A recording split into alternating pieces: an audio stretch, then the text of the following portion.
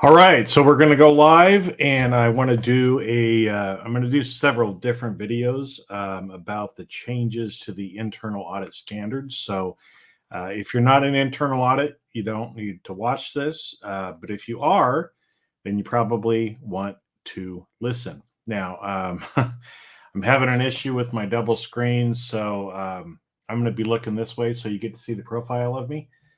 So that way I can actually check and see when people are posting, since this is a live video. But I wanted to start off and just kind of let you know that there's a lot of information that's out there about the standards. There's going to be an upcoming IIA webinar, I think later in April. And at least from my view, and again, I'm going to express my opinion, but I don't want you to necessarily believe me necessarily. I'm going to give you some information on where you can go to find out for yourself, right? Because again, this is something, in fact, I think last week we did a recording with 5 different executives who have run internal audit shops, have been involved in kind of the standards processes and other things like that. And the one thing that we all agreed on is these are significant. Okay, they're significant changes. And I know a lot of people, when you maybe just read through it or you just listen to some of the propaganda that's out there, sounds like it's okay. But what I will tell you is there are a lot of unintended consequences that go along with these changes. And the fact is, you're going to be living with these for a long time. This is the most significant change that has been made to the standards in a long, long time. Okay. Now, up in the description above, there is a link to that recording where, like I said, we had 5 executives last week who had dug into this and took a look at it. They provided their opinion. We didn't agree on everything, but it's a good opportunity for you to get educated a little bit more as to what is actually happening. And again, it's all of our opinions. We don't necessarily all agree, but you get 2 hours of CPE for this, and it's free. So you might as well click the link and get yourself educated on what you feel. Now, one thing that I did want to talk about is a lot of times when things come out like this, there tends to be in internal audit, a lot of people act like sheep. Now, I'm gonna say a few things that might piss some people off, but the reason that I'm saying it is not to piss you off, but just to get you to think and actually have you come up with your own conclusions. We used to joke, and I still joke a little bit, that a lot of people drink the kool-aid. Now, what does that mean? What does drinking the kool-aid mean? Well, that goes back to an incident that happened in the 70s where a bunch of people moved down to Guyana from the United States and established an area called Jonestown. So it was a little communal of people, and it was run by this man named Jim Jones. And I think they were communists or some sort of a thing. And anyway, it's they went along for a little while. The U.S. government got concerned because there were some people down there. There were some things that were coming back, and so they chose to go down there. And before they got there, they gave everybody in Jonestown this Kool-Aid that was laced with cyanide. And so effectively what you had is this whole group of people, about 900 people, who kind of had this mass suicide by drinking the Kool-Aid. And so again, I know a lot of times it's easy to just, we look at certain people, we look at certain institutions, and we think, oh, well, they must know better than me. But the reality is a lot of times they don't. And sometimes you end up drinking the Kool-Aid thinking that you're doing the good thing, and you don't realize that it might be laced with something like cyanide, which is absolutely not what you want. Okay. Now, I know there's a comment that came through LinkedIn user. So if you're on with me live, let me know who you are too. But it says, I've heard some individuals comment that they have provided input to the IIA prior to the draft coming out, and although they indicated the IIA listened, nothing was adjusted in the draft. Have you heard this? Yes, I've heard that as well. And so, again, this is one of those things that I'm concerned about because, again, I've spent my career in internal audit, uh, and just the timing of the exposure draft. So the fact that it's 3 months instead of 6 months. A lot of people that will do exposure drafts, it's usually for 6 months. But it was oh, that was me, Lynn Fountain. Lynn Fountain, welcome, welcome, welcome. Oh, Andy, love the Jim Jones reference. Well, it's I don't want to sound negative, but I do have some concerns, especially when people just accept at face value what other people tell them. And so again, that's why, like I'm saying on here, I don't want you to believe me. Go out, listen to this other 2-hour recording as well, because like I said, there were some things that were brought up in that I think you will be interested to hear, right? And again, I want you to make up your own mind. But like I said, the one thing that is true that everybody agreed with is this is much more significant than I think people actually realize. Okay. And so if you're going to be following these standards, you need to know what they are, right? Because again, in my opinion, as somebody who led several different internal audit departments, I would not follow these new standards. I would not follow them. I would just do what is best for my organization, and I would say, you know what, I'm choosing not to follow the standards. And I want to talk a little bit about that, because I have no qualms with a framework. And this looks a lot like a framework, which is fine. Like COSO, principles-based frameworks are great. The problem is there are a bunch of prescriptive things that are put into this, telling you that you have to do certain things. Now, anytime that an organization starts telling you what you have to do, again, let's go back to kind of a religious example. That would be like an organization providing dogma, telling you what you have to do, right? And if you don't do this, then you're not a whatever, right? Well, do you just listen to what everybody tells you to do? Do you just do what everybody tells you to do? Now, I would hope that you don't, right? I would hope that you would use your own brain, that you would decide for yourself whether or not it's the right thing for you. And if it's not the right thing for you, then don't do it. Okay. And again, one of the unintended consequences of this is the fact that there are so many prescriptive things in these standards, right, that it's going to make it more difficult for a lot of organizations to actually comply with the standards. And I don't really think that's what we should be doing, right? If you're making it harder and harder and harder for people to actually do it, that doesn't make a lot of sense to me. And again, I know that the people that put this together were well intentioned. I know a lot of the people that are on there. I have respect for a lot of the people, but I don't know that this is necessarily the right thing for the profession. Okay. Because I think it's going to make your job a lot harder if you actually choose to comply with all of these things. So Lynn asks, is there some way that we can identify who was on the committee that drafted the new standards? I'm not sure if they've publicly put that on there.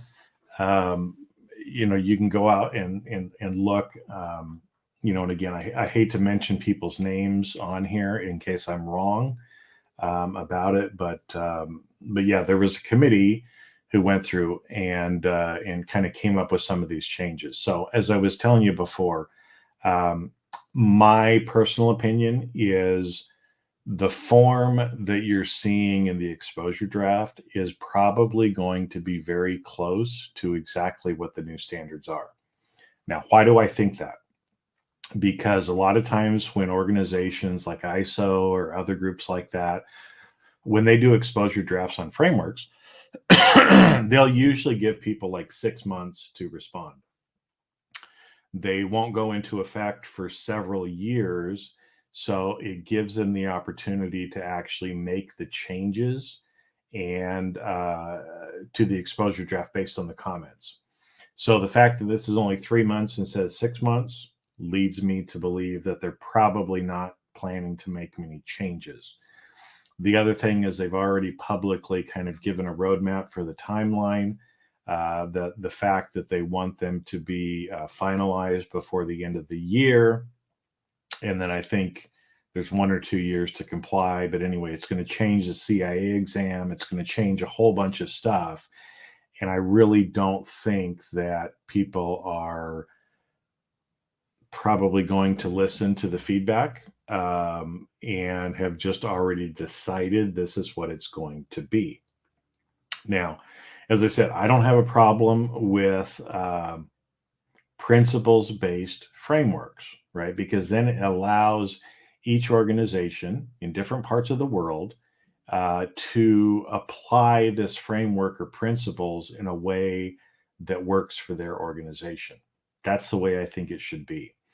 But when you start to, layer in, and what they've kind of done is they've taken, all these different pieces and parts of the IPPF that was around before and kind of mashed them all together. And now we're calling everything the Global Internal Audit Standards. Now, the problem is when you use a word like standards, that implies, right, that you have to follow it. Like I said, that it's dogmatic, that it's a rule, that it's something that if you don't do, you're going to get in trouble, and then you won't be able to get your QAR and all these different things. And the reality is, internal audit is not a profession like people like to think it's a profession. And I'll try to come back to that in this video. If I don't get it to it today, then I'll talk about it in another video as well.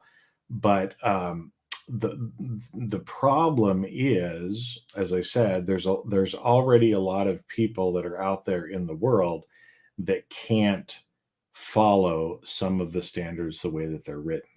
And now this is going to make it more difficult. Okay. Now I understand, because the intention is, the IIA, people in the volunteer positions, they have wanted for a long time to elevate or kind of have these aspirations that internal audit is a quote unquote profession. Now, how do I know that? Because I actually was on some of the committees for the IIA that were given the charge to go out, figure out what it takes to become a quote unquote profession. Okay. Now, the problem is, internal audit is not a profession like people think of a profession.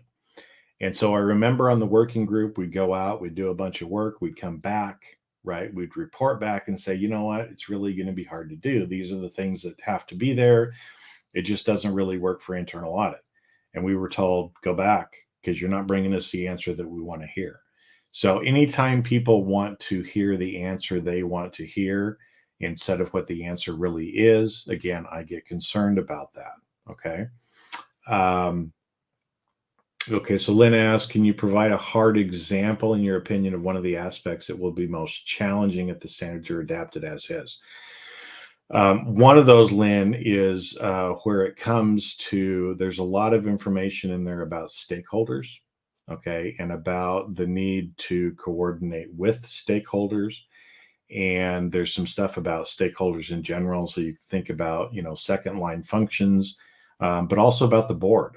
In fact, there are some things in the standards that pretty much are kind of telling the board what the board's responsibility is and what the board needs to or has to do in relation to internal audit. And again, I think that's the wrong thing. The internal audit groups should not be telling boards of directors what to do. Okay. If I was on the board of directors, I'd be like, fuck you, right? Unless it's coming out from somebody like NACD or some group like that is kind of a governing body or a group of board members, I wouldn't be listening or doing what some other random group is telling me what to do. I'm going to be the kind of board member that I need to be for my organization.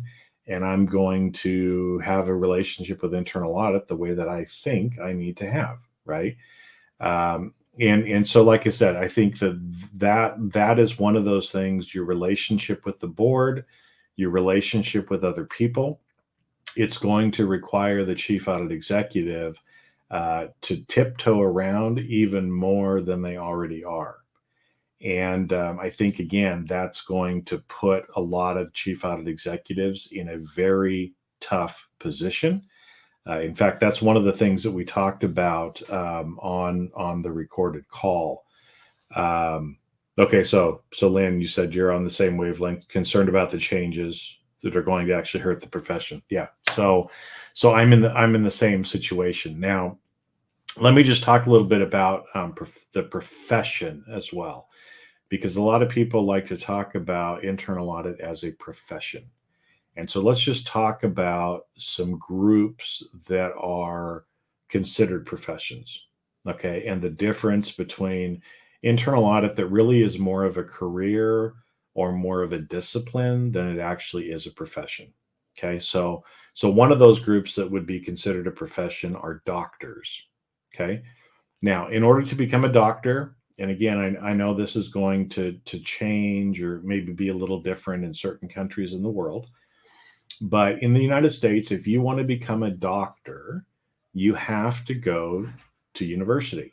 You have to get a degree, right, in medicine. And then you have to get a license, okay? And this isn't a certification. You have to be licensed by the state in which you operate, okay? So I live in California right now.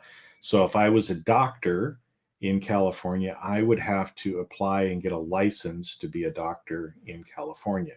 If I moved to Arizona, if I moved to Michigan, if I moved to Florida, I would have to get a medical license in those other states. Okay. Now, maybe I know a lot about medicine. Okay. But I didn't go to medical school. Well, no state is going to license me as a doctor unless I have gone through that specific educational path. Okay. Second one that we can talk about are lawyers. Lawyers are a profession, but it's the same thing, right? You have to go to university, you have to go to law school, you have to get a license in a particular state. Now, I know a lot about the law, but I never went to law school. So guess what? I can never be an attorney, right? Because I haven't gone to law school, so nobody is going to give me a law license from the states. Okay. Third one that we can talk about are CPAs. Okay. And again, I know CPAs, I'm a CPA in 2 different states. Most people think of CPAs as being, people that do your taxes, right? Well, I don't do taxes, right? I was taught to be an external auditor, which again, CPAs are licensed professionals. In order to get a license as a CPA, there is a specific educational track that you have to go down. In fact, you have to have a master's in accountancy or a certain number of credit hours in accounting in order to qualify for that. So again, if you don't have that, you can't get a CPA license, right? But these are things where they are people who are performing services for the public. And so it is governed by the government, okay? That's not what internal audit is.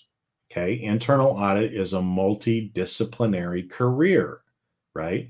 You can, have an IT background and learn how to do audit, right? You can be a generalist. You don't even have to have a degree necessarily.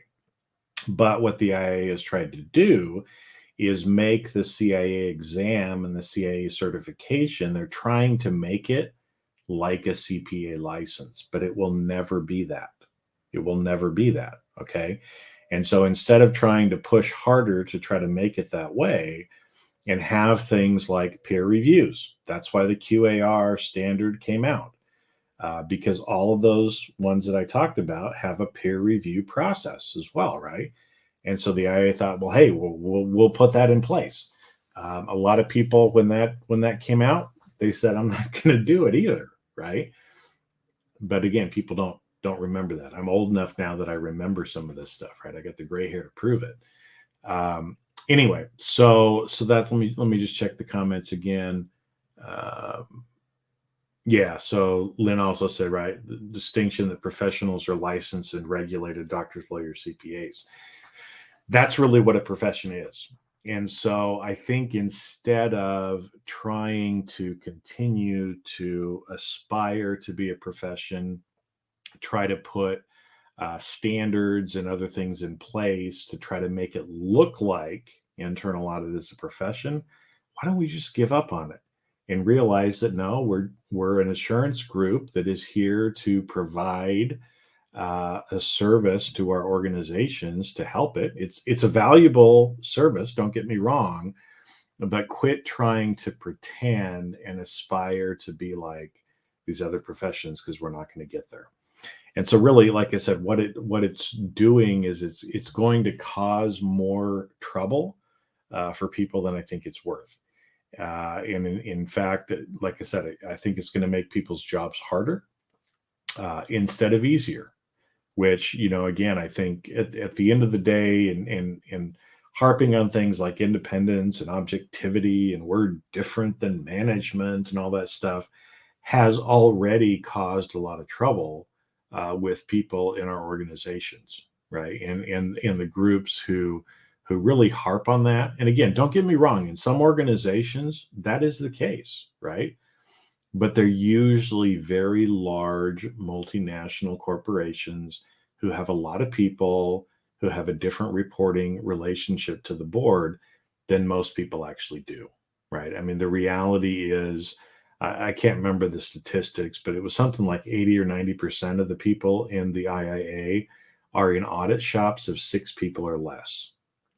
Well, if you're in an audit shop of 6 people or less, good luck trying to comply with these standards, right? Ooh, Lynn. And Coach, since you're putting it in here, right? But Lynn says, seems like they're looking for dollars. What do you think? Also, what is their requirement for QA to be done by a CIA? Yeah. So anyway, it's I personally think it's a money grab. I think it's a way for the professional organization to try to continue to gain membership and gain membership revenue when honestly membership is down, right? I mean, I've been in internal audit most of my career. I was a member for many, many years, right? And finally I decided, you know what? I don't think I'm getting value for paying my money to be a member. And so I canceled my membership. I'm no longer a member of the IIA.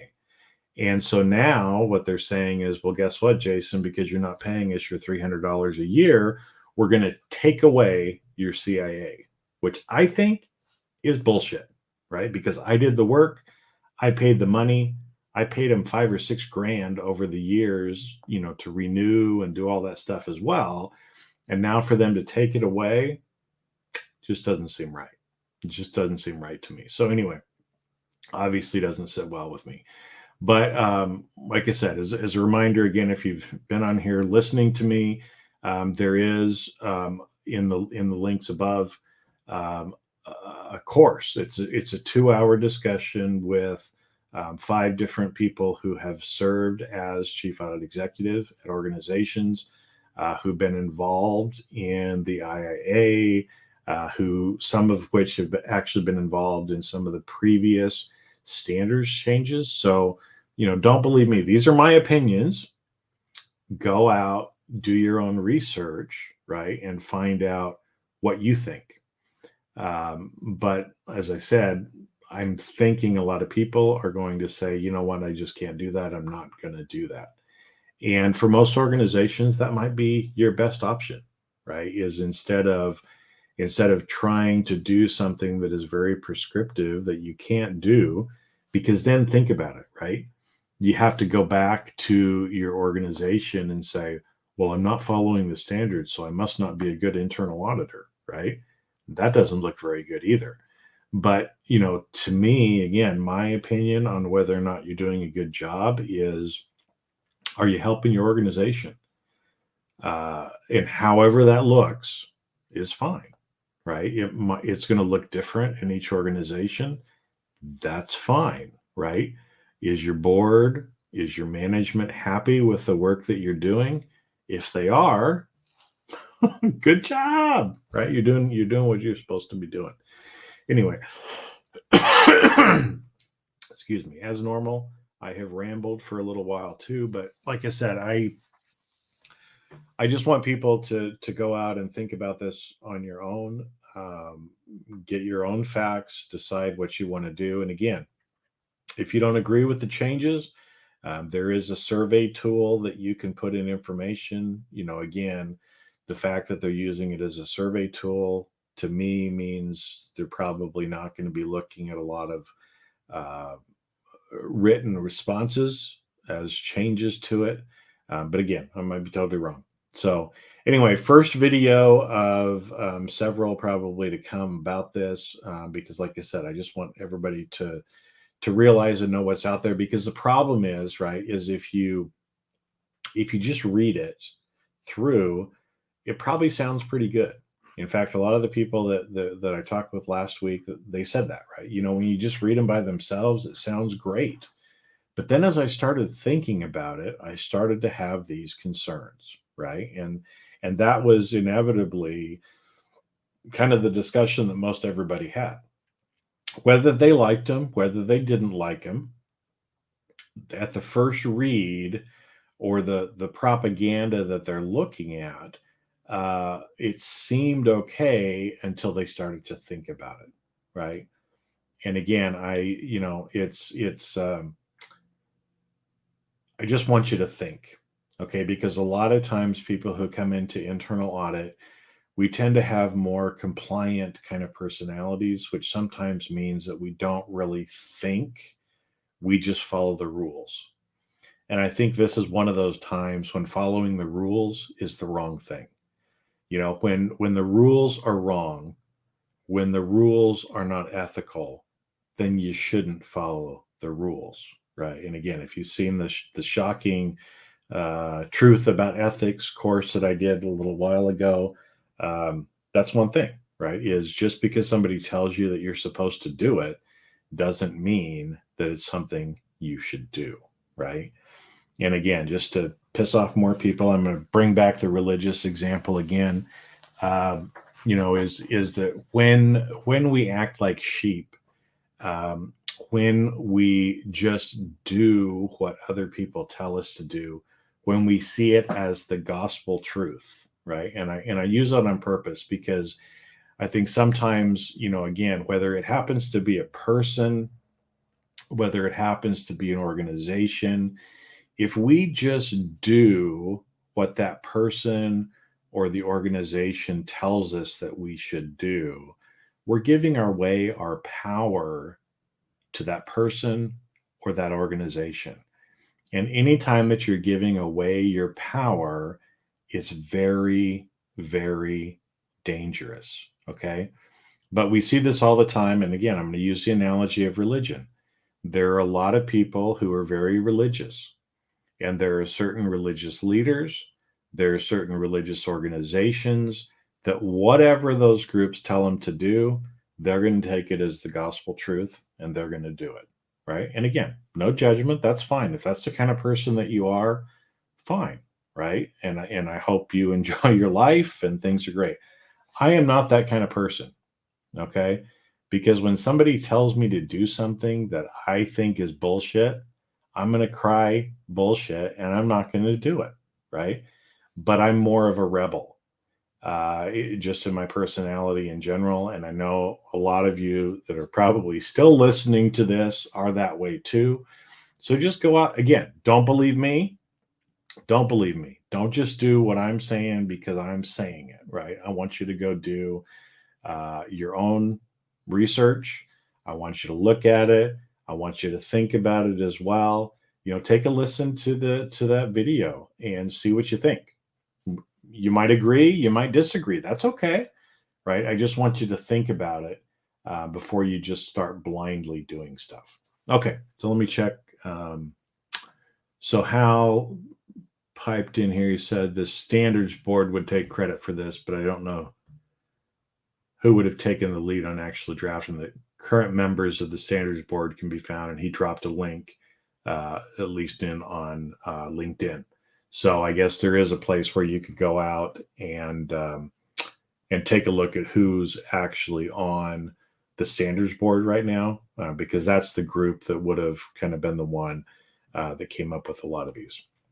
So I've gone 30 minutes today, so I'm going to go ahead and cut it short on this one. But like I said, I'm going to be doing more videos about this, because like I said, I just want everybody in the profession to think about it, right? To actually read it, to decide what you're going to do.